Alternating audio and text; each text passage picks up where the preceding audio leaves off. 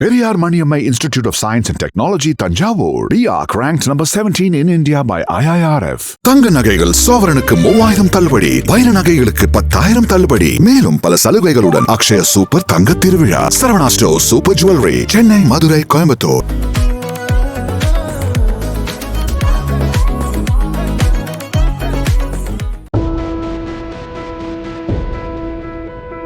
சென்னை நங்கநல்லூரில் இன்ஸ்டாகிராம் பிரபலம் நாகலட்சுமி என்ற பெண்ணுக்கு நேர்ந்த கோர சம்பவம் இணையவாசிகளை கடும் அதிர்ச்சியில் ஆழ்த்தியிருக்கிறது. சென்னை நங்கநல்லூர் தில்லை கங்கா நகர் பகுதியில் உள்ள அடுக்குமாடி குடியிருப்பில் வசித்து வந்தவர் 42 வயதான நாகலட்சுமி. இவரது கணவர் சுப்பிரமணியன். இந்த தம்பதியினருக்கு 2 மகன்கள் உள்ளனர். அதில் மூத்த மகன் ரஷ்யாவில் மருத்துவம் படித்து வரும் நிலையில் 2வது மகன் சென்னையில் உள்ள மருத்துவக் கல்லூரியில் 2ஆம் ஆண்டு படித்து வருகிறார். கணவர் சுப்பிரமணியன் வேலைக்கு எதுவும் செல்லாமல் வீட்டிலேயே இருந்து வந்துள்ளார். ஆனால் நாகலட்சுமிக்கு புடவையின் மீது உள்ள அதீத விருப்பத்தாலும் புடவை குறித்து இன்றைய இளைய தலைமுறைக்கு தெரியப்படுத்தும் வகையில் இன்ஸ்டாகிராமில் கணக்கை தொடங்கினார்.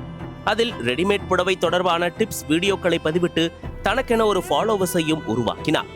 மேலும் நங்கநல்லூர் மற்றும் அண்ணா நகரில் 2 புடவை கடைகளையும் நாகலட்சுமி அமைத்து அதில் வரும் வருமானத்தின் மூலம் மகன்களை படிக்க வைத்துள்ளார். இந்த நிலையில் நாகலட்சுமியின் வீட்டில் ஒரு துயர சம்பவம் நடந்தேறியிருக்கிறது. சம்பவத்தன்று வெளியே சென்றுவிட்டு 2வது மகன் வீட்டிற்குள் நுழைந்தார். கதவு மற்றும் வீடு முழுவதும் சிவப்பாக இருந்ததை கண்டு சந்தேகமடைந்த அவர் எதிரே நிலைகுலைந்த நிலையில் தாய் நாகலட்சுமி சடலமாக கிடந்ததைக் கண்டு அதிர்ந்து போனார். உள்ளே சென்று பார்க்கையில் தந்தை சுப்பிரமணியன் தனது உயிரை மாய்த்து கொண்டுள்ளது தெரிய வந்தது. உடனடியாக போலீசாருக்கு தகவல் கொடுக்கப்பட்டது.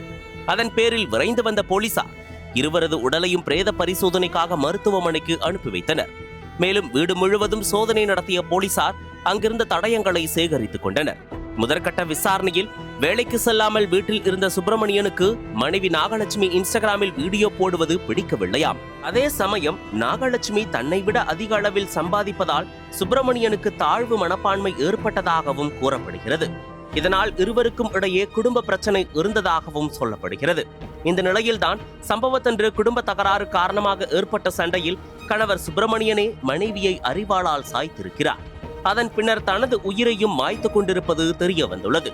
இருப்பினும் இந்த சம்பவத்திற்கு வேறு ஏதேனும் காரணம் இருக்கலாம் என்ற கோணத்தில் போலீசார் விசாரணையை தொடர்ந்து நடத்தி வருகின்றனர்.